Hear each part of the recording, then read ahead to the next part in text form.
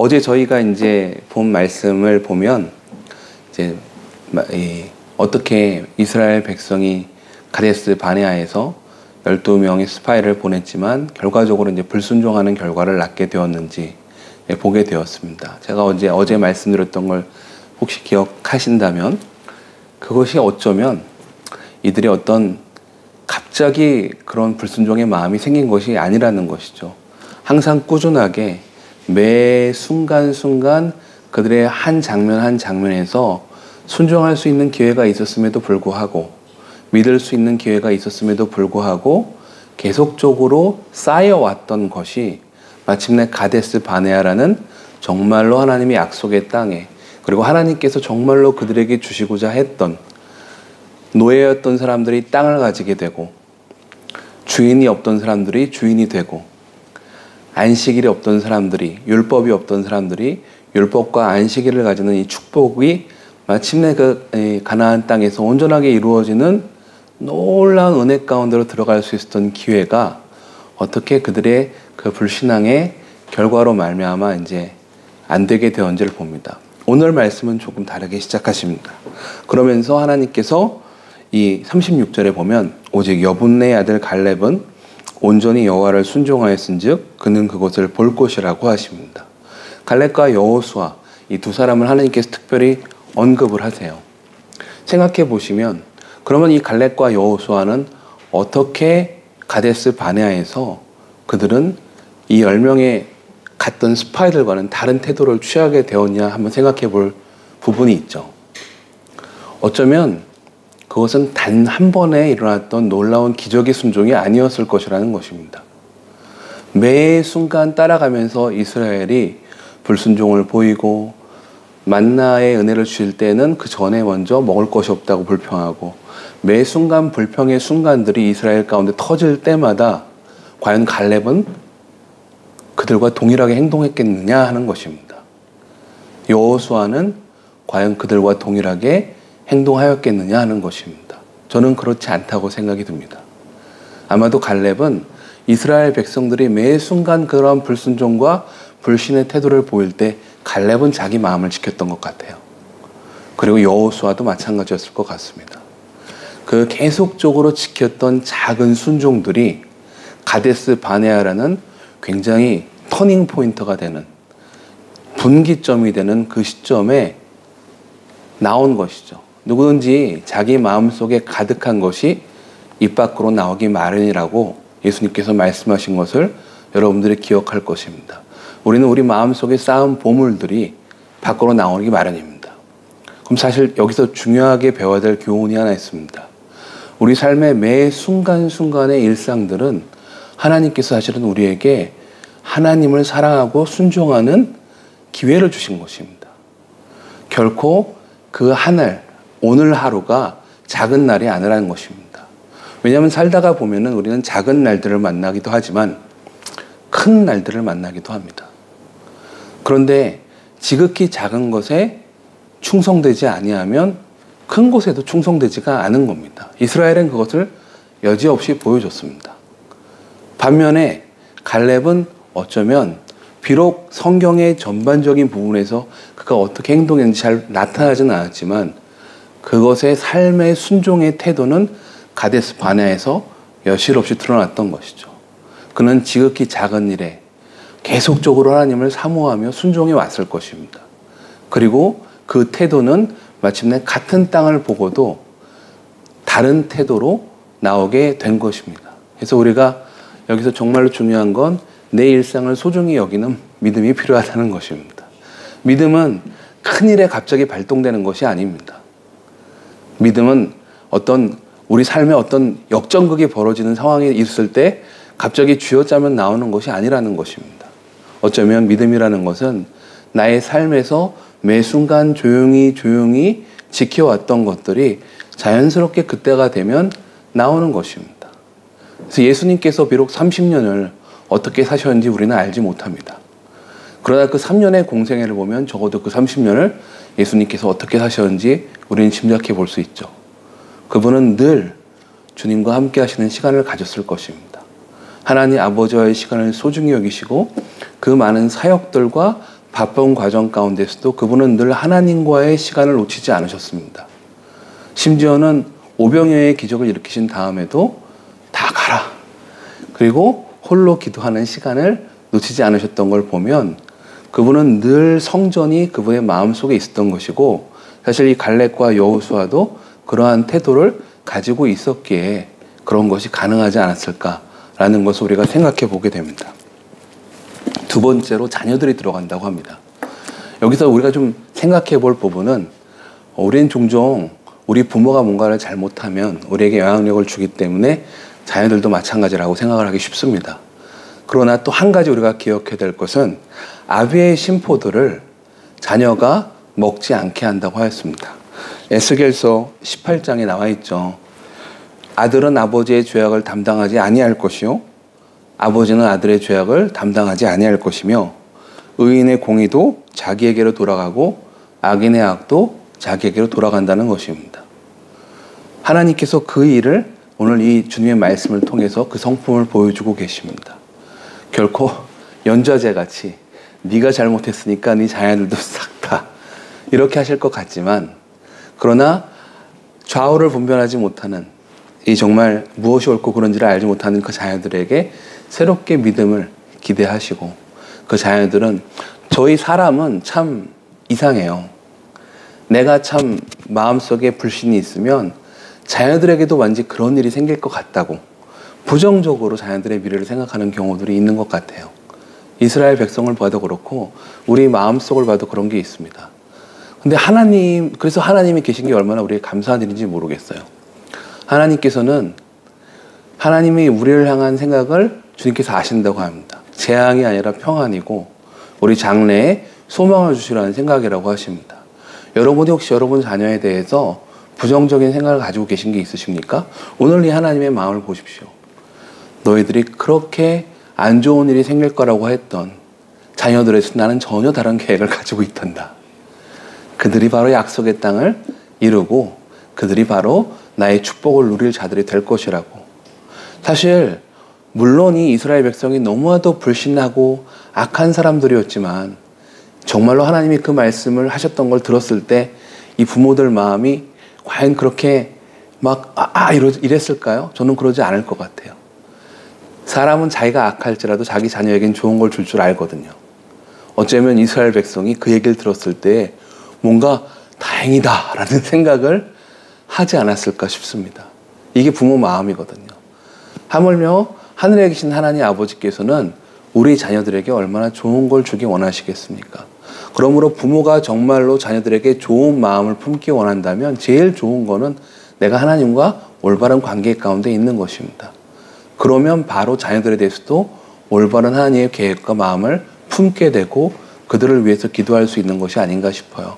그런데 내 마음이 하나님과의 관계가 올바르지 않으면 자녀들에 대해서도 미래를 엉뚱하게 그립니다. 이게 참 사람의 마음인 것 같아요. 그래서 우리가 이걸 잘 생각해야겠습니다. 이 교훈을. 근데 오늘 제일 어떻게 보면은 참 재밌는 장면은 이스라엘 백성이 이제 이 얘기를 들었잖아요. 너희는 40절에 보면은 회정하라고 그랬는데 방향을 돌리라는 얘기죠. 방향을 돌려서 길을 따라 광야로 들어가라고, 홍해길을 따라서 광야로 들어가라고 하시잖아요. 이 천천벽력이죠. 여태까지 자기들이 그렇게 우여곡절을 겪어가지고 자기들이 한 마음 불신의 행동들은 잘 기억 안 하죠. 사람이 원래 그렇잖아요. 은혜로 덮여져가지고 여기까지 왔는데 다시 광야길로 돌아가라고 하시니까 너무너무 속상했을 것 같아요. 그리고 본인들 생각에 회개의 행동을 합니다. 그래서 그 회개의 행동이 뭐였어요? 이제라도 우리가 주님의 말씀을 따르겠다고 합니다. 이미 주님은 다 말씀하셨는데 본인의 계획을 돌아가라고 하셨잖아요. 그런데 이제라도 저희가 주님이 원하시는 걸 하겠습니다 라고 주님이 원하시는 걸 하겠다고 하면서 일어나가지고 분명히 42절에 나옵니다. 너는 싸우지 말아라. 내가 너희 중에 있지 아니하다. 그 다음에 하나님의 아버지 마음이 드러나죠. 내가 너희가 대적에게 패할까 하노라. 누가 자기 자녀들이 대적의 손에 죽는 걸 기뻐하는 아버지는 없으시거든요. 그러니까 징계 중에라도 긍휼을 잊지 않으시는 거죠. 말씀하셨잖아요. 근데 갑니다. 여전히 듣지 않아요. 이게 청개구리죠. 어떻게 보면은. 우리 삶에서도 그런 때 있으시죠. 자녀들도 청개구리가 될 때가 있습니다. 그리고 혼을 받으면 이게 사실 혼내는 목적은 사실은 정말 돌이켜서 아빠 말을 잘 듣고 이거 아버지와의 관계를 잘 회복하라고 지금 그걸 혼내는 건데, 그게 아니라 알았어요, 할게요 하면서 그걸 하면은 그게 아빠 마음에 기쁨을 줄 거라고 생각합니다. 여기서 정말로 이 사람들은 왜 갔을까요? 거기를. 종종 저희는요, 회개를 이렇게 생각합니다. 항상 그렇지는 않을 것 같아요. 회개를 나는 하나님께 순종하지 않은 것, 아버지의 마음을 아프게 한 것을 내가 아파하는 것인지, 아니면 내가 그때 듣지 않으로 말미암아 원래 아버지께서 내게 준비하셨던 선물을 받지 않은 것을 마음 아파하는 건지 한번 생각해 볼 필요가 있는 것 같아요. 어떨 때는 우리가 내가 받았어야 될 그 축복과 선물을 누리지 못한 것 때문에 마음 아파서 지금이라도 내가 돌이키겠다고 합니다. 혹은 그 징계를 받고 싶지 않아서, 아니요, 저는 축복만 받을래요 하면서 가는 거죠. 여기에는 어떠한 관계의 회복도 마음 가운데 첫 번째 목적이 되어 있지 않습니다. 이스라엘 백성은 지금 하나님과의 관계 회복을 위해서 글로 간 게 아니었어요. 싸우러 간 게 아니었습니다. 하나님의 마음에 합하게 행동하기 위해서 간 것이 아니라 어떻게 보면 자기들이 잃어버린 것에 대한 안타까움으로 싸우러 갔을 수도 있어요. 그래서 야고보서 4장 3절에 너희가 얻지 못함은 구하지 아니한다고, 기도하지 아니하며, 그 다음에 중요한 말씀이 있죠. 구하여도 얻지 못했다고 했잖아요. 이스라엘 백성은 행하여도 얻지 못했습니다. 왜요? 하나님이 그중 가운데 계시지 않으셨어요. 정욕으로 채우려고 잘못 구하고 잘못 행동한다는 것입니다. 그렇게 되면 하나님이 그들 가운데 거하시지 않아요. 하나님은 광야로 인도하신 목적이 분명히 있었습니다. 그런데 그들은 하나님의 목적과 하나님의 마음 안에서 하나님과의 관계가 회복되는 걸 바라는 것보다 자기들의 비전과 자기들의 꿈과, 원래 그때는 맞습니다. 그게 하나님의 비전이고 하나님의 꿈인 게 맞아요. 받았어야 될 축복인 것도 맞습니다. 그런데 그걸 받을 준비가 안 돼 있는 걸 보고 하나님이 지금 다시 준비를 시키시려고 가는데, 그건 다 잊어놓고 관계 회복도 지금 다 생각이 없습니다. 마음에 지금 딴 게 있는 거예요. 내가 잃어버린 그 놀라운 땅, 내가 잃어버린 그 놀라운 비전, 내가 잃어버린 놀라운 꿈, 나는 이게 너무 아쉬워요. 지금이라도 가겠어요, 그 길로. 지금 뭘 원하는 거죠? 아니요, 하나님과의 관계 회복을 원하는 게 아닙니다. 이런 태도 우리도 가질 수 있어요. 이게 되게 심각하게 사실은 생각해 볼 문제입니다. 내 안엔 그런 게 없을까요? 저도 그런 게 있을 때가 있어요. 근데 급하게 생각해보면 뭔가 회개하는 것 같은데 그게 아니라 사실은 내가 놓친 걸 안타까워하는 거지, 하나님 마음을 아프게 한 것에 대해서는 생각을 안 할 때가 있습니다. 종종 어떤 사람이 사과하러 왔는데 그 사과가 정말 내 마음을 아프게 한 것에 대한 사과가 아니라 그냥 빨리 그냥 뭔가 이렇게 해결해 보려고 사과하러 오면 그거 합의가 잘 안 되잖아요. 하나님께서도 합의 안 하십니다. 왜냐? 사랑하시니까 합의 안 하시는 거죠. 우리를 향한 가장 최선을 아시는 하나님께서는 그것이 전혀 이스라엘 백성들의 영혼에 도움이 안 되신다는 걸 아시고 그 길에 함께 하시지 않으십니다. 그리고 가장 좋은 장소로 인도하시죠. 그 가장 좋은 장소는 이스라엘 백성들이 어쩌면 정말로 가고 싶지 않았던 징계의 장소이고 광야였습니다. 그런데 징계 중에라도 긍휼을 잊지 않으시는 하나님께서는 사실은 아버지의 마음을 생각해 볼 때 자식이 아니면 아비가 어찌 징계하겠냐고 하십니다. 징계한다는 것은 여전히 사랑하신다는 뜻이에요. 이스라엘 백성을 향한 은혜를 잊지 않으신다는 것입니다. 사실은 관계가 회복될 수 있는 가장 좋은 장소로 인도하시는 거죠. 우리 삶에 혹시 광야가 있습니까? 그러면 어쩌면 우리가 감사해야 될 수도 있을지 모르겠습니다. 하나님은 그 광야로 인도하신 목적은 바로 나와 하나님과의 관계를 회복되는 걸 원하셨기 때문에, 어쩌면 내가 기도하는 것이 왜 이루어지지 않고 딜레이가 될까요? 왜냐면 뭔가 더 중요한 걸 내가 놓치고 있기 때문에 하나님이 딜레이 시키시는 걸 수도 있다는 것이죠. 그래서 이스라엘 백성은 많이 딜레이가 됐습니다. 늦어진 거죠. 연장이 됐습니다. 광야로 돌아간 이스라엘 사람들을 묵상을 하게 되면서 우리는 예수님을 따르는 우리가 어떤 하루를 살아야 될지를 보게 됩니다. 광야가 어떤 장소입니까? 이스라엘 사람들이 죽은 장소입니다. 단 한 명도 살아남지 못했습니다. 우리의 옛사람도 그리스도 안에서 반드시 죽어야만 합니다. 예수님께서는 십자가를 통해서 우리의 옛사람이 우리의 죄악된 모습이 어떤 심판을 받아야 되는지를 예수님께서 십자가를 통해서 보이셨습니다.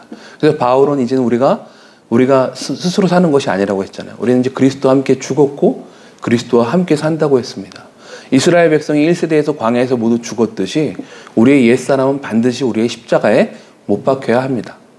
이것이 주님의 뜻인 줄 믿지만 고백하기 쉽지 않죠. 그래서 우리에게 매일매일 예수님께 이렇게 말씀하십니다. 아무든지 나를 따라오려거든 날마다 라고 합니다. 날마다. 찬양에도 이런 게 있습니다. 여러분들 청년들이 부르는 찬양 중에 날마다 나 주와 걸으리 이런 찬양이 있는데요. 날마다 자기 십자가를 지는 것을 예수님이 말씀하십니다. 9장 23절 누가복음에 보면 아무든지 나를 따라오려거든 자기를 부인하고 매일 자기 십자가를 지고 나를 따를 것이라고 하십니다. 로마서 12장 2절에서 바울은 이것을 또 이렇게 다르게 표현하기도 합니다. 너희는 이 세대를 본받지 말고 여기 보시면 이 악한 세대 사람들 중에는 내가 그들의 열조에게 주기로 맹세한 좋은 땅을 볼 자가 하나도 없으리라고 35절에 말씀하십니다. 오늘 로마서에서는 이렇게 얘기합니다. 이 세대를 본받지 말라. 우리 안에 있는 예수님께서 이미 죽음의 심판을 내리신 그 옛사람을 따라가지 말라는 것입니다. 그리고 오직 마음의 새롭게 함으로 변화를 받아서 하나님의 완전하시고 선하시고 기뻐하신 그 뜻이요. 선하시고 기뻐하시고 완전한 뜻이 무엇인지 분별하라고 하십니다. 주님은 어쩌면 예수님께서는 성령을 통해서 우리 가운데 매일 광야로 가라고 하시는 것 같습니다.